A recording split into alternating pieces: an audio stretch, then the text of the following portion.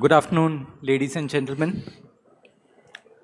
If you listen to economists or you read Mint or its columnists, which you must, you would often hear them say that the economy is a cycle, it goes up, it comes down, it is normal. Professor James Galbraith disagrees with that. He said that the stable growth which we saw in the 20th century was a historical accident of sorts, and that we would not see it again. He likes to think like an engineer, not like an economist, about the plumbing, about supply chains, about industrial policy, and so on. And he has strong views on Russia, China, climate change. So let's dive in right into this conversation. Welcome, Professor Galbraith. Thanks very much. It's great to be here. So in the last few years, we have seen, a pandemic, trade wars, a lot of instability. Do you see this as just a phase, or is this how the economy behaves now? No, the last 4 years certainly have been a tumultuous time. There's no denying that. And we're seeing, of course, very rapid and massive changes in the world situation, which are only now beginning to become clear to some of the governing circles, particularly in the United States. But I think that process is underway. Do you see this phase of instability continuing? The instability, yes. No, I'm not entirely clear. I think that there is a considerable potential for stabilization of the world situation, that we were heading toward a confrontation that now we have at least some possibility of avoiding, and that is true in the power relationship between the United States, the Russian Federation, and China. And so I have some modest optimism that the worst scenarios can be averted. It's not certain, and the situation remains very dangerous, but there are also potential that I would not have identified let's say 2 and 3 years ago. So in this kind of a situation where growth is no longer guaranteed, what should be the aim of economic policy? The name of the common policy should be a search for peace and a search for stability and a search for a return to, I'm not a pure free trader, but to a set of balanced relationships that respect the national interests of all the players, but especially of the most dangerous major players. And that is something which requires revisiting the image of the world, the vision of the world, which developed with the collapse of the Soviet Union in the 1990s, in which there was essentially going to be one steward of the world system, which was going to be the United States. And a whole generation of American political leaders has grown up with that vision, and with a certain set of doctrines that go along with that vision, which are economic doctrines that essentially point to open trade, open finance, and let's say, a hierarchy in the world system. It's clear that ideal or that ideology is now effectively defunct. And what has to happen is for those who are still in positions of authority to come to grips with that reality. But what we are actually seeing now is economic policy being used is being weaponized. Sanctions, for example. So how do you see economic policy as a way to achieve peace? Well, let's specifically take up the question of sanctions. And in the context of the war, that's essentially a war of the Russian Federation against the North Atlantic Treaty Organization. It was clear from the beginning, at least from 2022, that the military trajectory was always going to favor the Russian Federation. The foreign minister of Ukraine at the time, Dmytro Kuleba, was in Washington and saw this analysis in the White House. So from a military standpoint, there was never any doubt, despite what was being said at the time. What I believe the position of the U.S. administration at the time was they could break the Russian economy and break the Russian will to pursue their objectives. And they were going to do that with sanctions that would affect the performance of the Russian economy and the unity of the Russian government, given the position of the oligarchs. The economists were telling them this. The political leaders who were brought up at places like Harvard and Yale in the 1990s under the influence of those doctrines were saying this, and the Russian expatriates were saying it, and they were very influential at the time. That gets into my area of competence, and I was saying from 2023, late 2022 and onward, that it wasn't going to work. And it wasn't going to work not because the sanctions would be ineffective, but precisely because they were effective.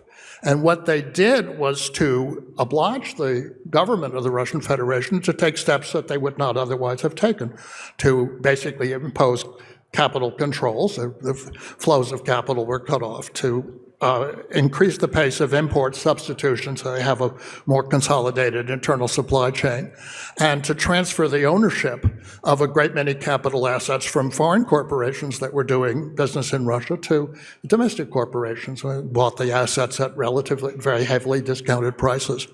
Those things, and finally also to persuade the oligarchs to choose sides. Some of them left, and those who stayed. And so what happened was the Russian Federation ended up not only strengthened economically, but much more unified politically than it might otherwise have been. And that's the reality, which is now unfolding and gives an extra degree of assurance to the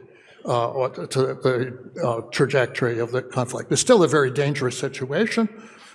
Various kinds of escalations might occur, but at the final analysis, this is so far into the process that the outcome is not in doubt. So sanctions is one. The other example of an economic weapon is tariffs. Do you think President Trump and the US, they will succeed in their effort to now re-industrialize the United States? It is certainly the objective of the present administration to try and reindustrialize the economy. That was also substantially also the objective of the previous administration. It had a series of measures which were, I think, established were not terribly effective. The Trump administration came in, and of course the tool that they're using to try and achieve their goal is essentially the tariffs. There will be some effects, that is to say, in particular, because the economic situation as a result of the sanctions and the general breaking of economic relations between the European Union and the Russian Federation on energy and other matters is so dire that European firms are, in fact, to some degree, going to be relocating to the United States, where the energy situation is more favorable and they have other advantages. But I don't think that's going to be terribly substantial. And the problem with tariffs is that, well, it's an administrative measure that's imposed. They can't impose it for 30 years. They can impose it. You can expect them to continue for the lifetime of this administration, which in our system is another 3 years. And so beyond that point, the future is deeply uncertain. And if you are engaged in a major industrial enterprise, then your payoff period is well beyond that time horizon, and you can't take it for granted. So I think in the normal behavior of major industrial corporations to be quite cautious. There is, of course, an enormous amount of investment going into data centers. That's a somewhat different phenomenon, highly speculative phenomenon, and it's very unclear that it will generate the revenues required to validate those investments, which are on the order, tens and hundreds of billions of dollars. So we can take that as somewhat separate, and that's largely indigenous. It's not a question of bringing in investment from Europe or elsewhere. So the fact that the US government is writing a check to large companies, do you see that as a form of corporate welfare? Well, corporate welfare is a well-established phenomenon in the United States. So, in some sense, if you look at the the policies of the previous administration, particularly with respect to semiconductors. Of course, they were subsidizing quite heavily, but they run into operational difficulties. It's very difficult to reproduce the technical conditions, the discipline, the engineering capability that presently exist on the island of Taiwan, Taiwan Semiconductor Manufacturing Corporation, in, let's say, Arizona. And so they're making an effort, but it's not at all clear to me that that effort will bear fruit, or that even if things get up and are running, that they will be producing a product at the front end of the technology in a way which is competitive on world markets. And that may not be the objective. You may think, well, perhaps they're simply looking to secure a supply chain for military purposes.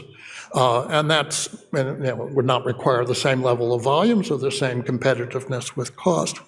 But then you have to have the materials.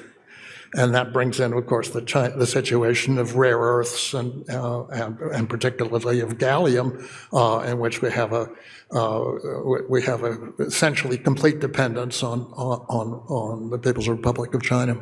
So you believe that China has effectively won its trade war with the United States? Yeah. What happened there was that, of course, the U.S. Trump administration started with a very provocative escalation of tariffs against China, which they then withdrew because they realized that they were going to interrupt the supply chain for a whole spectrum of consumer goods. So that was already in the first quarter of 2025.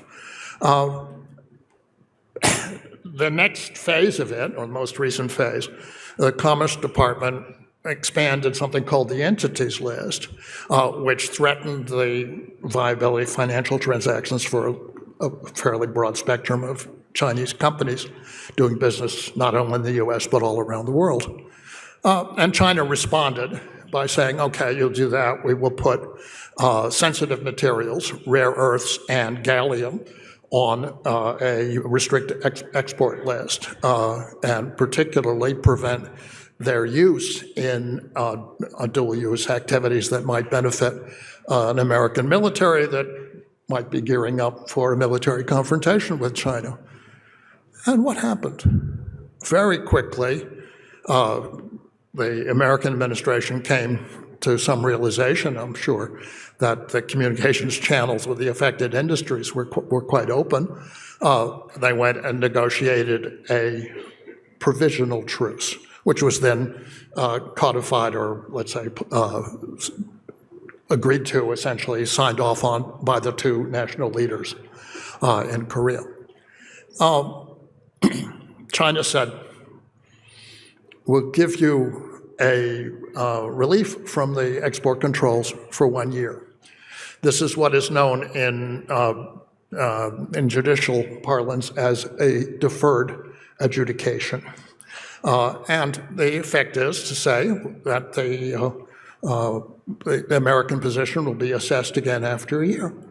And so I think we're in a situation where the relationship is now stabilized because there's nothing that the U.S. can do in a year that will significantly affect its need or its availability of rare earths. And there's nothing they can do on any time horizon that will give them an alternative supply of gallium, which is essential for advanced microcircuits, microchips, and so forth. And so now I think we're looking at each other through, let's say, realistic eyes, and that's a good thing. That suggests that there's a bit potential to stabilize the relationship, at least on the surface. So we have talked about 3 economic weapons so far: sanctions, tariffs, and rare earths. Now let me come to the 4th one, the US dollar. Do you think that the era of dollar as a world's reserve currency is over? There are 2 aspects to this issue. One concerns to the settlement of bilateral trade. And there you're going to have, and this was essentially a product of the U.S. policy in the last administration, It's a very substantial move to settlement in national currencies. But there's the second question, which is the question of the reserve asset, which has been for 30 or 40 years now, essentially the unbacked United States Treasury bond. And that's a large, very liquid, very stable pool of financial resources. And so long as the world does not move to a completely balanced trade, these will still be accumulating one place or another. I think it is much harder to replace the role of U.S. government debt with some combination of other assets. Gold obviously can play a role and so forth, but to do that, you have to essentially mix a portfolio of alternative assets, and that gets you into all kinds of, let's say, speculative risks. So my guess is that the role of U.S. government debt as a reserve asset will continue, not forever, but for the time being. Okay, let's change topics and come to India. I mean, you have spent time in India when you were a child in the 1960s, and then you have studied inequality in India too. What is your view on India's growth? Do you think it is creating a strong middle class or just a few ultra-rich oligarchs? Well, I mean, one of the unfortunate facts of the Indian situation is a very high level of inequality by international standards. That's clear from the data that we've examined. But and essentially, one has to look at this in concrete terms. First of all, there's still a very significant problem of poverty, a very large urban-rural divide. And there is a problem of let's say, obsessing on the economic growth rate, because the economic growth rate is only an indicator, and it's an indicator that was developed in the 20th century in the United States and Great Britain for particular purposes, including management of the economy in wartime, and became after the war a kind of index of economic contest, economic competition with the Soviet Union, and later with China. But it's not a meaningful indicator of social well-being. It's not a meaningful indicator of stability. It's not a meaningful indicator of public health, and it's not a meaningful indicator or a meaningful guide to the demographic future. And all countries, the richer countries, are showing the stress of an oncoming demographic crisis. Now, why is that? Well, and it's, I think, essentially because households in wealthy countries are faced with a real squeeze between their incomes and their fixed expenses in a wealthy, urbanized society. That will be true and is true increasingly in India as it is anywhere else. That is a matter that has to be dealt with, if it can be dealt with at all, by thinking about resource costs and about social services and about generally supporting the quality of life of the population. And that's, as my father became famous for arguing in the 1950s, may come at the expense of some growth in the gross national product. So what? I mean, you have to make these choices. You have to make choices about the quality of the environment. You have to make choices about air quality, which is a public health matter. And if those choices require you to sacrifice some economic activity for the general welfare, then you have to realize that economic growth is not the only thing you should be looking at.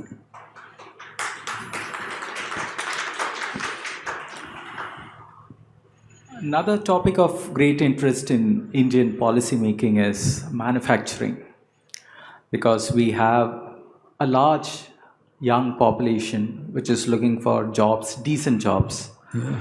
China grew rich by becoming the factory of the world.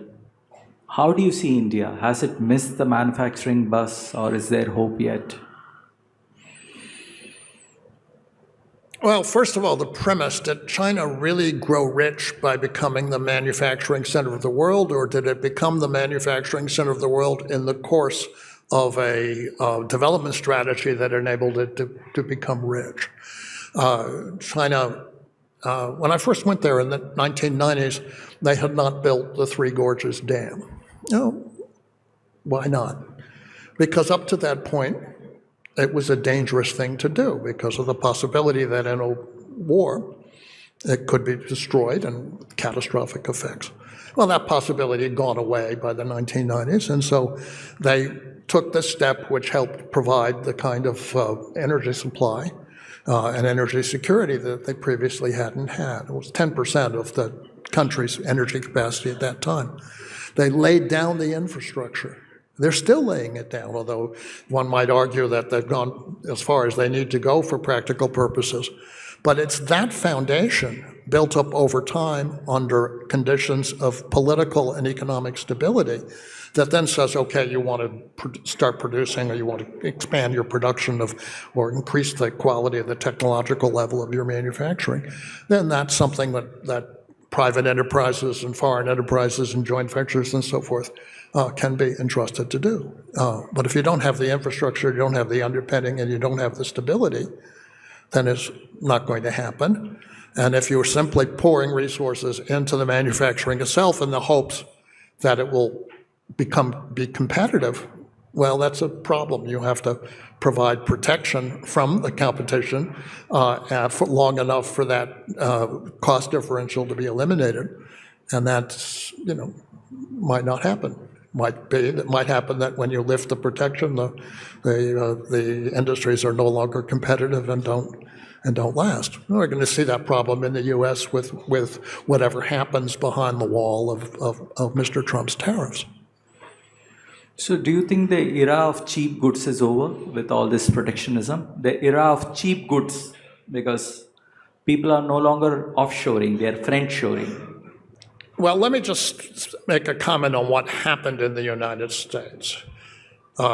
From the beginning of my professional career in the late 70s and early 1980s, the U.S. made a set of specific choices to basically pursue policies that ensured the growth and dominance of the financial sector to an extraordinary degree, along with information technology sector, basically a bi-coastal economy, at the expense of the industrial core of the country that had been built up in the 20th century. And that was the foundation of American power.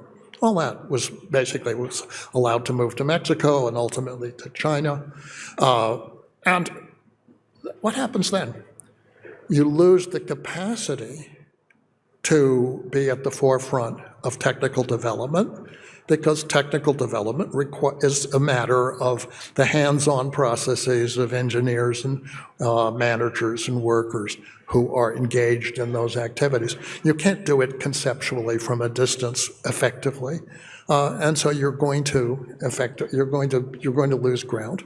And that is essentially where the U.S. is. The U.S. still has some advantages. It still has very large flow of relatively economical energy supplies and has other advantages that I think are enduring. Where you see the crisis coming to a head at the present time is in Europe, which does not have those advantages, has also experienced and is experiencing offshoring, and in the case of the United Kingdom, particularly the dominance of the financial sector, and does not have, as I say, access to the underlying support of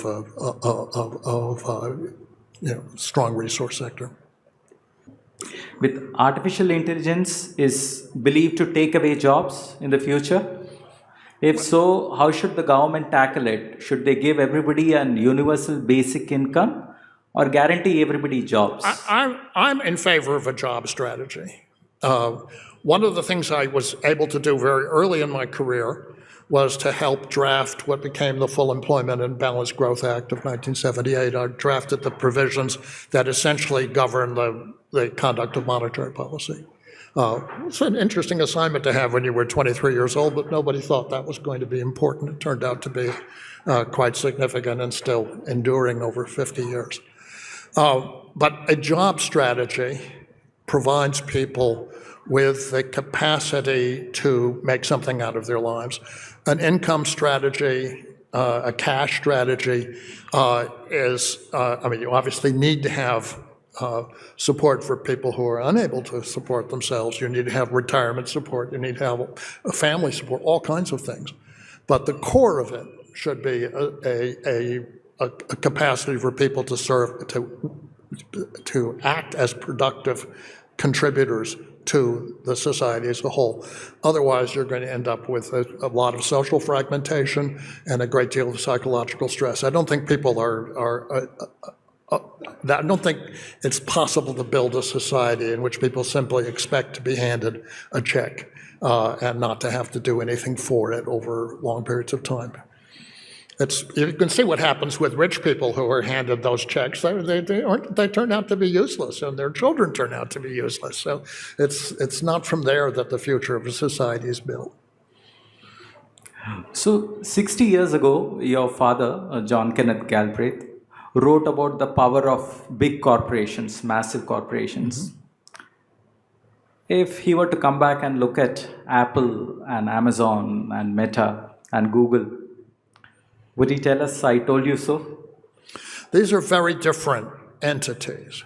These are the products of, let's say, an information technology monopolies, networks, and dominated essentially by oligarchs who've become essentially a small committee of the governing elite. The large industrial corporation, my father famously argued, was run essentially by its managers and its technicians, the so-called technostructure. That social structure, with its countervailing power in the unions and in the educational scientific estate and elsewhere, has been greatly devalued in the United States. It continues to exist in other countries. It continued to exist for a long time in Germany, although Germany has now, in the last 20 years, almost completely obliterated it. It continues to exist in the East Asian industrial economies, Japan, Korea, and the People's Republic of China. I think of them as the Galbraithian states. And I have to say, when I first arrived in China in 1993, I was meeting with the Planning Commission and gave them some lectures on various aspects of the American economy. After 8 hours of lectures, they all pulled out the unofficially published translations of my father's books and asked if I would sign them. So I was quite happy to do that. Right, we are almost out of time. So one final question. How do you view the supposed in artificial intelligence? Bubble. Yeah. Well, I don't like the bubble metaphor very much, but this certainly looks like a very big one in artificial intelligence. It certainly looks like a phenomenon in which you've got a great deal of overinvestment, which will not be borne out with real returns, and so ultimately there will be a reckoning, as there was in 2000 with the information boom originally. We'll see. I mean, it will go on, and the government is much more intent upon keeping this going. But good luck to them. I don't think they necessarily have the power to do that indefinitely. Well, that's all. Thank you, Professor Galbraith. Ladies and gentlemen, please give a big hand.